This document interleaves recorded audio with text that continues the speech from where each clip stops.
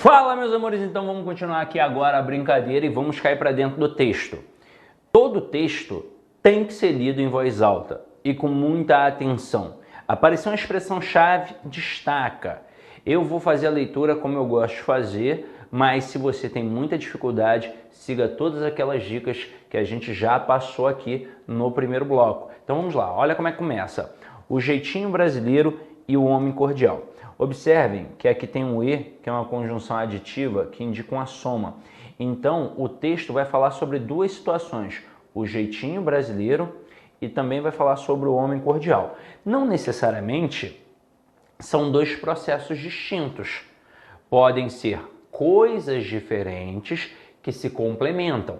E aí vamos pensar, jeitinho brasileiro e homem cordial. São, teoricamente, duas características inerentes à maioria do brasileiro, está na nossa estrutura. E aí, quando a gente pensa no jeitinho brasileiro, pelo nosso conhecimento de mundo sobre a situação, o que a gente vai pensar? Que é aquele camarada malandro, com jogo de cintura, que gosta de se dar bem, beleza. Homem cordial é um homem que age com cordialidade, teoricamente um homem gentil. Vamos ver se o texto vai desenrolar essas duas estruturas como eu falei aqui agora, da forma como eu falei aqui agora, ou se vai modificar alguma coisa, algum conceito. E aí, se for rolar alguma modificação, você tem que ficar ligado que vai aparecer uma estrutura provavelmente adversativa ou concessiva, vai indicar ali uma oposição, tem que ficar ligado nisso. Então vamos lá, ó. Olha como é que ele começa o primeiro parágrafo. Exatamente com a expressão jeitinho brasileiro, ó. O jeitinho caracteriza-se como ferramenta típica de indivíduos de pouca influência social. Para aqui, ó. Ela é típica de indivíduos de pouca influência social, mas ela não é única de indivíduos de pouca influência social. Um camarada, ele pode ter muito dinheiro, ele pode ter muita influência social e ele ainda assim pode gostar de se dar bem. A gente vê isso aí, ó, com, dono da Ricardo Eletro sonegando pro imposto de renda em cima de cada produto, não sei o quê. Então a gente vê isso o tempo todo. Gente com dinheiro que, gosta de se dar bem também. Mas porque ela é típica de indivíduos de pouca influência social. Vou fazer uma analogia simples. Vamos supor que eu e o Luciano Huck estejamos em frente a uma boate top, que eu nunca nem passei em frente, mas eu sei que existe boate que é 500 conto para entrar. 500 conto para entrar. Pô, só de saber isso, eu não piso nem perto. Mas vamos supor que eu tenha cismado de pisar perto ali. Aí, o Luciano Huck para em frente, nem pagar os quentão ele vai pagar. Aquele cara que fica ali, o promoter na frente da boate, vai olhar o Luciano Huck, vai botar o Luciano Huck pra dentro de graça. Olha só um negócio desse. Vai jogar o Luciano Huck pro camarote, vai levar o Luciano Huck no palco, vai ser apresentado para todo mundo de graça. O Luciano Huck podia comprar a boate se quisesse. Agora eu, ferrado. Eu não vou entrar de graça. Eu vou ter que pagar quentão. Pô, mas eu não quero pagar quentão. Então eu vou tentar desenrolar com alguém lá para pelo menos arrumar um desconto, uma entrada não sei o quê, não sei o quê, porque eu não quero pagar quentão, irmão. Então eu vou querer dar meu jogo de cintura. Por isso que é típico de indivíduos que têm pouca influência social. Típico, mas não único, tá? Então vamos lá, ó. Em nada se relaciona com um sentimento revolucionário, pois aqui não há o ânimo de se mudar o status quo. Essa expressão latina aqui significa estado das coisas. Então o intuito não é mudar para todo mundo, não é mudar. Por exemplo, ali em frente à boate, eu não quero que todo mundo entre de graça como o Luciano Huck entrou. Eu quero eu entrar de graça. Que se lixe o resto. É mais ou menos essa pegada aqui. Aí olha só, o que se busca é obter um rápido favor para si, às escondidas e sem chamar a atenção. Por isso, o jeitinho pode ser também definido como molejo, jogo de cintura, habilidade de se dar bem em uma situação apertada. Para aí. Vai ao encontro daquilo que a gente pensou. Realmente comunga, realmente concorda. Vamos para o segundo parágrafo. Sérgio Buarque, de Holanda, que é o tio do Chico Buarque de Holanda, parente do Aurélio Buarque de Holanda, essa família tão intelectual aqui no Brasil. Aí o Sérgio Buarque de Holanda, em O Homem Cordial, agora ele vai falar sobre o homem cordial, ó. Fala sobre o brasileiro e uma característica presente no seu modo de ser. Para aqui, ó, preste atenção nisso. O jeitinho brasileiro. Gente, o jeitinho brasileiro só pode ser de quem? Do brasileiro. O jeitinho brasileiro é do brasileiro.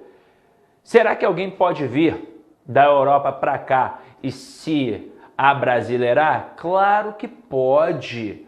Se você nunca leu, leia O Cortiço, livro sensacional. João Romão, português, comportamento europeu, chega na hora, fiel à esposa, ele vai se abrasileirando ali dentro do cortiço, vai chegando atrasado, começa a trair a esposa, ele começa a morcegar no trabalho, começa a enrolar, ele vai se abrasileirando ali. Um ponto negativo desse aspecto do brasileiro ali naquela construção do livro, tá? Eu não estou falando que todo brasileiro é assim não, tá? Pelo amor de Deus.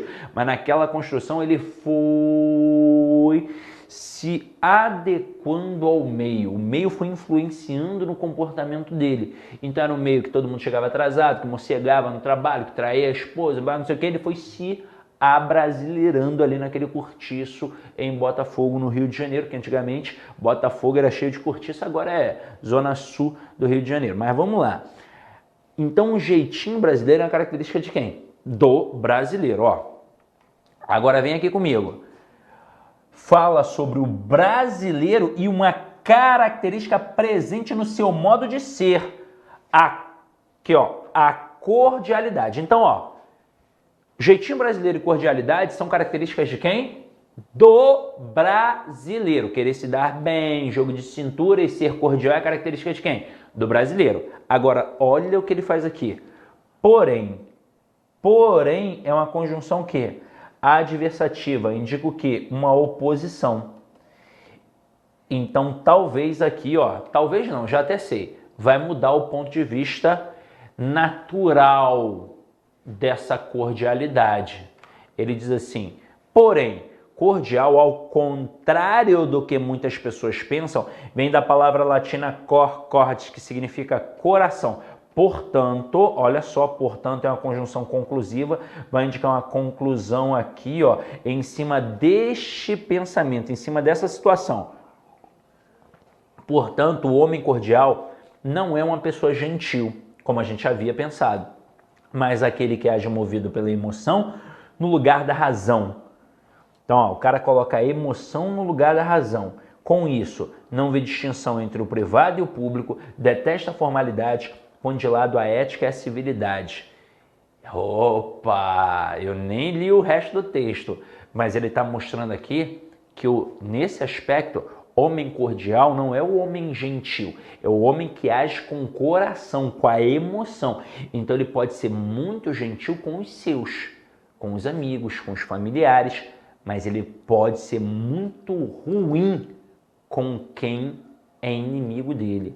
Ou então, cagar e andar na cabeça de quem ele nem conhece. E aí você vê, ó, não vê distinção entre o privado e o público, detesta a formalidade, põe de lado a ética e a civilidade. Não importa se ele está na instituição pública ou na instituição privada, ele vai valorizar os seus, não os outros. Então vamos ver como é que o negócio funciona aqui, ó. Em termos antropológicos, o jeitinho pode ser atribuído a um suposto caráter emocional do brasileiro, descrito como um homem cordial pelo antropólogo. No livro Raízes do Brasil, é um livro que provavelmente muitas pessoas de humanas leram na faculdade. Por exemplo, eu li lá na FRJ, quando a gente foi falar exatamente das origens do brasileiro. Por isso, Raízes do Brasileiro.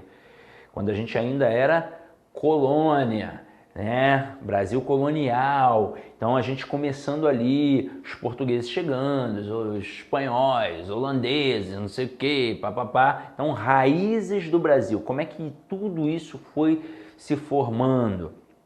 Aí ele fala que lá de Portugal, obviamente, veio os degradados, né, o que era preso, não sei o quê, o sangue ruim, que esse sangue ruim influenciou na nossa, né, criação aqui, e por aí vai. Mais um monte de outras coisas que ele vai falando no livro, que é bem interessante por sinal.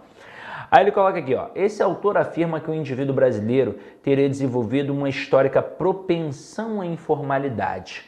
Deve-se essa histórica propensão à informalidade ao fato de as instituições brasileiras terem sido concebidas de forma coercitiva e unilateral, não havendo diálogo entre governantes e governados, mas apenas a imposição de uma lei e de uma ordem consideradas artificiais, quando não inconvenientes aos interesses das elites políticas e econômicas de então. Ou seja, é o famoso manda quem pode, obedece quem tem juízo. Essa propensão à informalidade veio disso. O Estado sempre impondo e o povo sempre tendo que acatar. E aí, pensando agora nos moldes de hoje, é o camarada que mora, por exemplo, num condomínio até razoável e ele pensa assim, caramba, tô olhando minha conta de luz e eu tô pagando uma porcentagem aqui pelo gato que rola. Aliás, nem gato, né? Não tem gato nenhum, é um leão que rola lá na comunidade. Pô, então eu pago a conta deles. Quem deveria pagar? O Estado? Não sei o que, sou eu que estou pagando ainda? Aí o cara pensa, não vou pagar isso não. Aí o cara bota um gato na casa dele também. E aí ele passa a pagar menos, não sei o que. Então ele pensa, pô, o Estado está querendo me ferrar, eu vou sair de outra forma. E por aí vai. Estou dizendo que ele está certo não. Mas por aí vai. Aí o cara pega o empréstimo num banco. O cara pega empréstimo no banco e o banco, ao invés de cobrar juros que aquela pessoa possa pagar, daqui a pouco juros exorbitantes e não sei o que, uma bola de neve, daqui a pouco o camarada não consegue se livrar daquele empréstimo, ele já podia ter tocado a vida dele em frente, e aí o que ele faz? Caraca, se eu continuar aqui nesse banco eu não vou mais viver, não vou comer. Aí ele simplesmente arruma um jeito de ir para outro banco e deixa aquela conta lá, mas o nome vai ficar sujo. Irmão, o cara quer viver, então pronto. Então é isso que acontece. O povo ele vai arrumando técnicas para sobreviver um pouco melhor, porque senão os grandes vão pisando em cima dele. É a análise que a gente está fazendo aqui do texto, tá? Não é meu ponto de vista, não. Isso é uma análise a partir do texto. Então vamos lá, ó. Continuando aqui. Daí, né? A grande tendência fratricida, o que é fratricida? É irmão matar irmão. A grande tendência fratricida observada na época do Brasil Império. E aí cuidado com isso, porque muita gente confunde. O texto está falando de Brasil Império. Caraca, o texto não falou das raízes do Brasil? Colônia. E outra coisa, o Brasil Império foi um momento, isso é importante salientar, demorado até, em que o nosso Dom Pedro lá, né, disse independência ou morte, não sei o quê, e demorou um tempinho até de fato ter a proclamação da República, com uma intenção de garantir território, na verdade. Por que demorou? Para garantir território. Por isso que o Brasil tem essa extensão territorial tão grande. Aí beleza. Aí eu te pergunto, o Brasil era colônia. Independência ou morte? Teoricamente, deixando de ser colônia. Teoricamente, mas deixou de ser colônia? Continua dependente. Agora, continua tendo imperador, gente. Imperador. Agora, a partir de fato da proclamação da República, porque esse Brasil Império é um período entre a declaração lá de independência e a proclamação da República. Com a proclamação da República, aí sim, agora não é mais monarquia, agora é república. E se a gente for levar o pé da letra, ainda continua dependente de muita coisa, né? Emancipação de fato ainda não teve. Mas para pensar em emancipação, com a proclamação da República. E a época do Brasil Império é uma preparação para essa emancipação, mas ainda não era emancipado. Mas mesmo que não tivesse falado isso, a história aqui está falando das raízes o tempo todo, as raízes brasileiras. Então, falando de colônia. Agora, continuando aqui, ó, que é bem ilustrada pelos episódios conhecidos como Guerra dos Farrapos e Confederação do Equador. Porque o camarada aqui fala dessa sensação fratricida que é ilustrada em Guerra dos Farrapos e Confederação do Equador. Porque era pobre matando pobre, como é hoje. Por exemplo, se você parar para pensar, quando um policial lá no Rio de Janeiro entra numa comunidade carente e ele mata um traficante, mas ele também morre, é pobre matando pobre. Não é o deputado que foi lá, não é o governador que foi lá. E que detalhe, muitas vezes vive desse confronto, exatamente para ganhar voto, dinheiro de caixa 2 com dinheiro do tráfico mesmo. Não se iluda. Não é o traficante pé de chinelo que manda naquilo dali, não. É gente grande por trás. Mas quem é que está se matando? Ah, os pobres. E aí, equivalência social, por isso fratricida, como se fosse irmão matando irmão. Então, pobre matando pobre. Era assim e continua sendo. E talvez não mude. Aí, continuando aqui a pegada. Na vida cotidiana, tornava-se comum ignorar as leis em favor das amizades. Desmoralizadas, incapazes de se impor, as leis não tinham tanto valor quanto, por exemplo, a palavra de um bom amigo.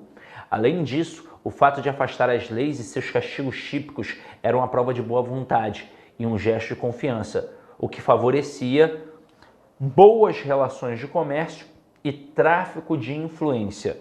De acordo com testemunhos de holandeses, de acordo com testemunhos de comerciantes holandeses, para você ver que é uma coisa antiga, na época que era colônia ainda, ó, era impossível fazer negócio com um brasileiro antes de fazer amizade com ele. Um adágio da época, adágio é provérbio dito popular, ó, um adágio da época dizia que aos inimigos as leis, aos amigos tudo. A informalidade era e ainda é uma forma de se preservar o indivíduo. Tá vendo aqui, ó? Era e ainda é. Não mudou não, não mudou muito não. Amizade. Vai fazer negócio? Tem que fazer amizade. Por exemplo, vou falar um negócio aqui para vocês. No mundo do concurso público, uma experiência depois de 17 anos que eu posso relatar. Vamos lá. Um grande curso como o Focus, há outros aí, eles querem contratar bons professores, mas nem sempre vale a indicação. Nem sempre vale um vídeo que ele está vendo num outro curso no YouTube. O dono, ele quer conhecer olho no olho aquele professor. Então, o network, uma festinha, alguma coisa assim, que o cara tá lá e te vê olho no olho, dessa conversa, desse início de amizade é que surge uma contratação. Essa é a dinâmica. Então, se funciona aqui, no cenário do concurso público online, funciona também em outras esferas e por aí vai. Então, antes de fazer negócio, tem que fazer o quê? Amizade. Beleza. Então, vamos lá, ó. Sérgio Buarque avisa, no entanto, que esta cordialidade não deve ser entendida como caráter pacífico. O brasileiro é capaz de guerrear e até mesmo destruir. No entanto, suas razões animosas serão sempre cordiais, ou seja, emocionais. E aí tá vendo essa parada aqui de caráter pacífico? Se liga só. Ele está dizendo que a cordialidade não deve ser entendida como caráter pacífico. O cara que é pacífico, ó, passividade, né? Ele é pacifista, ele é paz e amor. Ele vai tomar um tapa do lado da cara e vai virar o outro lado. Ele é pacífico, ele é passivo, ele não faz nada, ele não entra em confronto. Agora, o cordial, ele entra em confronto, ele vai para o embate, ele vai ser muito bom com os amigos, mas ele pode ser muito ruim, ele pode destruir os inimigos, ele age com emoção. Essa é a pegada do texto. Agora vamos lá, ó. Vamos para a primeira questão aqui, ó. De acordo com o texto. Galera, se está de acordo com o texto, observe, é uma questão de compreensão. É incorreto afirmar que, olha como é que a gente começou, é incorreto. Presta atenção nisso, cuidado, eu estou procurando o que está errado, não o que está certo, tá? Letra A. O jeitinho brasileiro é um comportamento típico de indivíduos de pouca influência social. Aí o cara lê isso aqui, ó, já na primeira linha do texto. O jeitinho caracteriza-se como ferramenta típica de indivíduos de pouca influência social. Aí vamos lá, ó. E avessos a formalidades. Aí o cara não vê isso aqui no primeiro parágrafo e ele fica meio que perdido.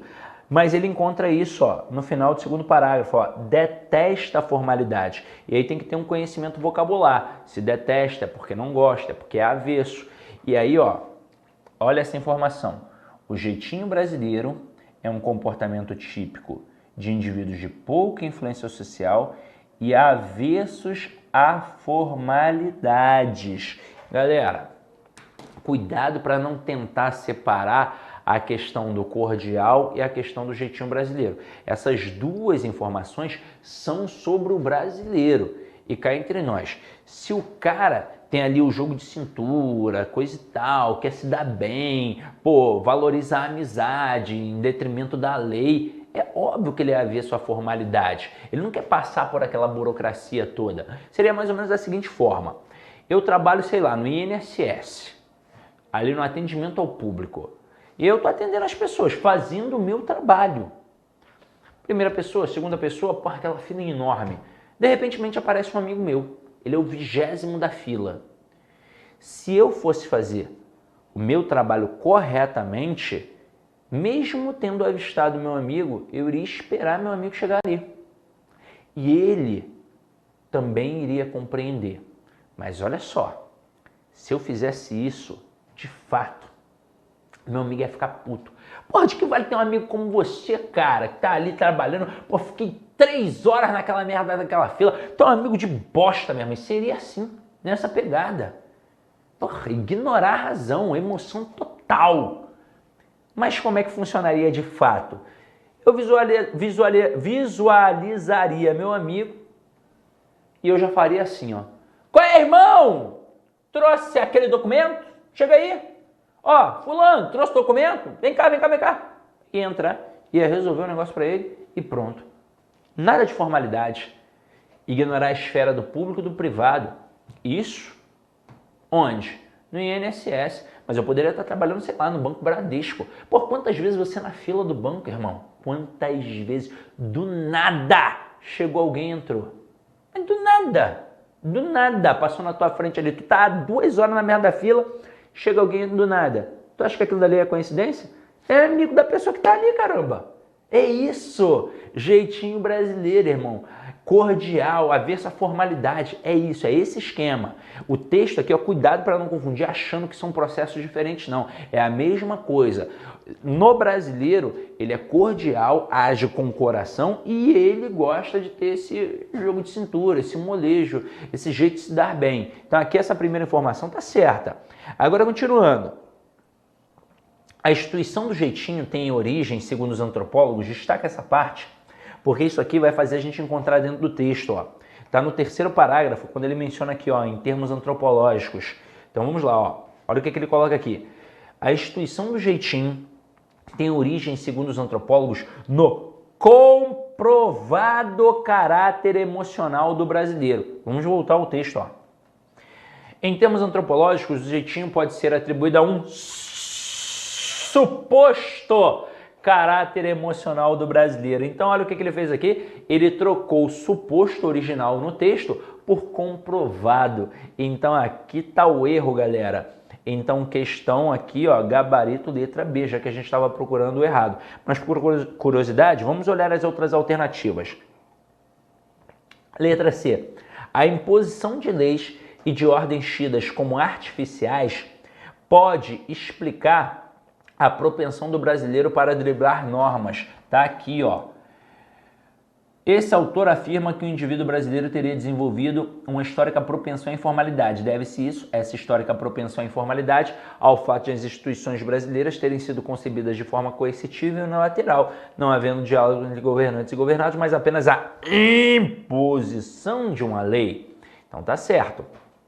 Então primeira certa, letra A certa, letra C certa, só a B errada.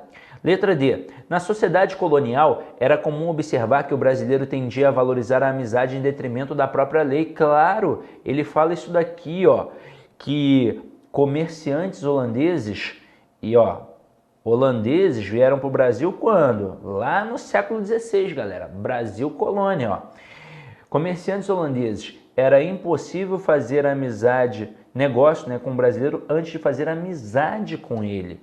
Então, mais uma informação correta. Só que aí o camarada tem que tomar cuidado, porque tem uma parte que ele menciona o que aconteceu no Brasil Império. Aí o aluno pode pensar assim, então não é Brasil colônia. Pô, o texto todo quase fala de Brasil colônia. Em um momento menciona o Brasil Império, que, óbvio, pode rolar uma discussão em relação a isso, ainda era colônia. Porque emancipação de fato só quando houve a proclamação da República. Mas isso é discutível, óbvio, né? Discutível. Eu posso pensar assim, você pode pensar diferente. Mas não tem como ignorar que o texto quase todo fala de Brasil colônia e inclusive menciona o livro do Sérgio Buarque de Holanda, que é As Raízes do Brasil. Nossa, se são as raízes do Brasil, é depois da proclamação da República? Não, era quando era colônia.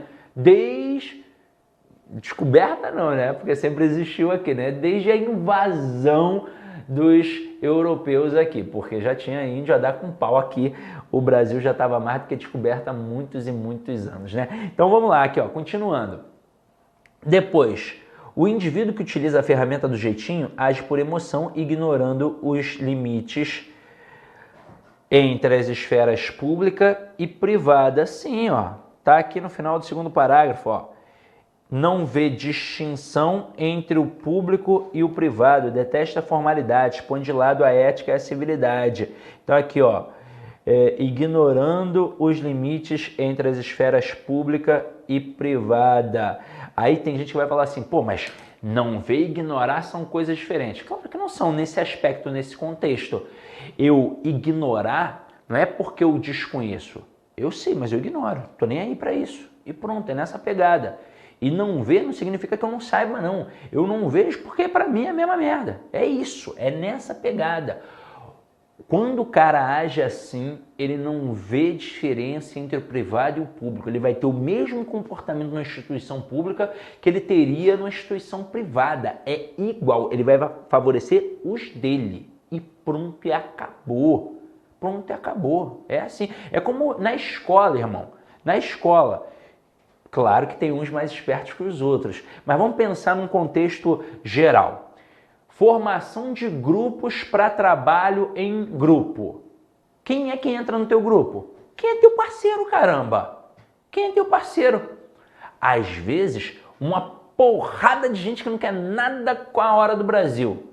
Aí tem aquele cara que é um nerd, sabe pra caramba, mas aí tu pensa, esse moleque aí é chatão, pô, vou botar no meu grupo? Não vou botar não. Aí já tá mostrando que tu é de bobeira. Porque o esperto mesmo vai falar, pô, não, peraí, quero virar amigo desse cara, pô, peraí, pô, o cara tira nota 10 o tempo todo. Mas qual é, irmão? Vem fazer o trabalho aqui com a gente. E aí você vai, pô, vou aprender com ele também, pô. Pô, como é que esse cara tira 10 o tempo todo? Mas a maioria não faz isso, não. A maioria faz o quê? Anda com os seus. Pô, a patotinha ali, ó. Vamos nos unir aqui. Isso ali é diferente, quero não. Então vamos lá, ó. Então aqui a gente já marcou que o gabarito é a letra B. Vamos para a próxima questão. Com relação à estruturação do texto e dos parágrafos, analise as afirmativas a seguir. Olha como é que começa a questão. Com relação à estruturação do texto e dos parágrafos. Cá entre nós, qual é o conhecimento prévio que o candidato tem que ter para fazer uma questão assim?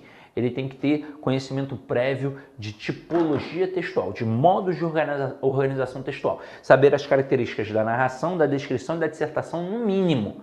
Mas eu vou ensinar a fazer uma questão assim, sem ter todo esse arcabouço linguístico. Olha o que ele faz. Ele coloca aqui 3 proposições e pede para você assinalar se elas estão certas ou erradas e não sei o que, e papapá e papapá. Como é que você vai fazer aqui? Você vai ser obediente. A questão vai pedir para você voltar ao texto. Então, olha só a primeira. O segundo parágrafo introduz o tema discorrendo sobre a origem etimológica de jeitinho. Quando o cara é preguiçoso, ele pensa, o texto fez isso mesmo, tá certo. Mas peraí. Primeiro, o texto que a gente acabou de ler é uma dissertação. E basicamente, onde vem o tema na dissertação? O tópico frasal, o tema central? Na introdução. Mas, mesmo não tendo esse conhecimento, basta ser obediente ao comando da questão e voltar ao texto, para ver se ele faz isso no segundo parágrafo. Só que, na verdade, ele faz isso no primeiro parágrafo. No segundo, ele vai falar sobre a noção de cordialidade. Então, aqui, essa primeira proposição, ela já está errada. Vamos para a segunda proposição. O quarto parágrafo apresenta um fato que busca explicar a disposição para a informalidade nas relações comerciais. Vamos lá, quarto parágrafo. Na vida cotidiana, tornava-se comum ignorar as leis em favor das amizades. Desmoralizadas, incapazes de se impor, as leis não tinham tanto valor quanto, por exemplo, a palavra de um bom amigo. Além disso, o fato de afastar as leis e seus castigos típicos eram a prova de boa vontade e um gesto de confiança, o que favorecia boas relações de comércio e tráfico de influência. Então essa segunda aqui, tá certa. Terceira, o quinto parágrafo esclarece as diferenças entre as noções de cordialidade e passividade, que não são sinônimas, ou seja, são diferentes. E tá aqui, Sérgio Buarque avisa, no entanto, que esta cordialidade não deve ser entendida como caráter pacífico. O brasileiro é capaz de guerrear e até mesmo destruir. No entanto, suas razões animosas serão sempre cordiais, ou seja, emocionais. Então, realmente também está certa. Então, 2 e 3 certas. Se 2 e 3 estão certas, gabarito, letra D. Próxima questão. Deve-se isso ao fato de as instituições brasileiras terem sido concebidas de forma coercitiva e unilateral? Tem significação oposta, ou seja, diferente, a do termo sublinhado, o vocábulo. Galera, olha, eu acho que na aula de ortografia e de semântica eu já falo isso com vocês, mas vou reforçar mais uma vez. É demasiadamente importante que o concurseiro tenha um comportamento diferente de uma pessoa que não faz concurso. Nosso comportamento tem que ser diferente. A gente tem que estudar sempre. A gente fala sobre isso, questão do hábito, rotina. Não é a motivação que vai fazer a diferença. Ser motivado é muito fácil, basta abrir a carteira, ver que não tem R$1 no bolso, tu está motivado. Agora, constância, hábito em tudo. Se eu quero ficar saradão, quero ficar, é meu objetivo, tenho que ter foco. Eu, Sidney, eu posso ficar saradão? Posso ficar saradão igual, sei lá, igual o Johnny aí? Igual o Dalpiva? Eu posso, basta eu querer. Mas aí para isso, eu tenho que ter uma rotina, tenho que ter um foco, tenho que ter constância. Não vai ser de uma hora para outra. Sidney, quero ser sinistrão nas questões de língua portuguesa. Posso? Pode. Basta ter o quê? Constância. Mas alguns aspectos são importantes além da constância. Alguns hábitos que você tem que passar a ter. Um é o caderninho do vocabulário. Você tem que ter o caderninho do vocabulário. Aquelas palavras que são sempre cobradas em provas, e aí você bota lá. Palavras que você vai aprendendo de acordo com a tua leitura. E essa palavra aqui eu nunca tinha visto, vou colocar aqui. E de preferência em seguida colocar o significado. Só que não pode deixar no caderninho do vocabulário. Bastaria comprar um dicionário se fosse assim.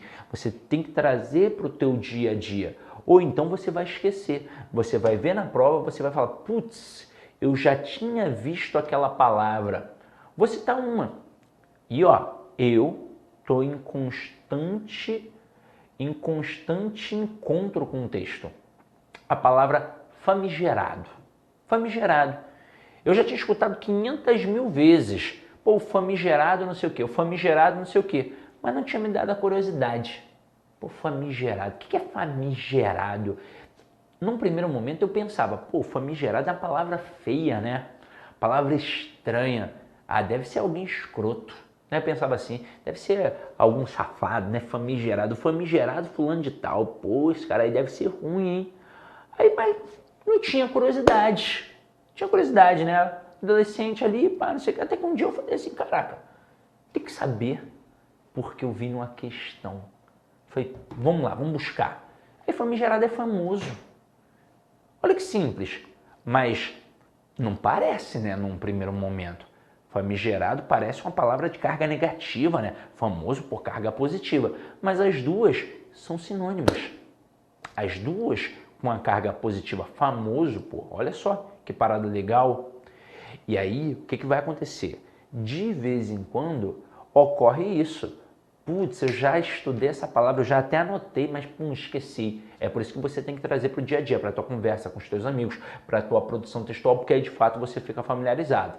De vez em quando o contexto vai auxiliar. Essa questão aqui o contexto auxilia, mas nem sempre. Às vezes você vai ler ali o texto e eu vou te falar, o desconhecimento do sentido daquela palavra pode até influenciar numa interpretação equivocada. Então a gente tem que tomar cuidado. Então vem aqui comigo porque ele pede a oposta, a diferente. Se você olhar para essas 5 palavras, você vai ver que uma já destoa, já fica até fácil, mas vamos voltar ao texto, ó. Tá aqui, ó. Coercitiva e unilateral. Ele explica depois da vírgula, ó. Não havendo diálogo entre governantes e governados, isso seria a questão da unilateral, mas apenas a imposição de uma lei, isso daqui seria coercitivo. Então, ó, coercitivo, coerção é imposição, é ordem, é tirania, é lei. Então aqui, ó, repressora, proibitiva, normativa, que vem de norma, tirana, que veio de Tiranossauro Rex, que era o dinossauro que mandava pela força. Todas essas 4 têm a mesma significação que coercitiva, mas a questão pede a oposta. E o gabarito é letra A, licenciosa, porque obviamente as instituições brasileiras não pediram licença para poder fazer nada. Agora continuando aqui, ó, tem um próximo texto. O que eu vou fazer? Esse próximo texto eu deixo para um próximo bloco, tá? Então, ó, beijão, tchau, tchau, até daqui a pouco, para não ficar muito extenso.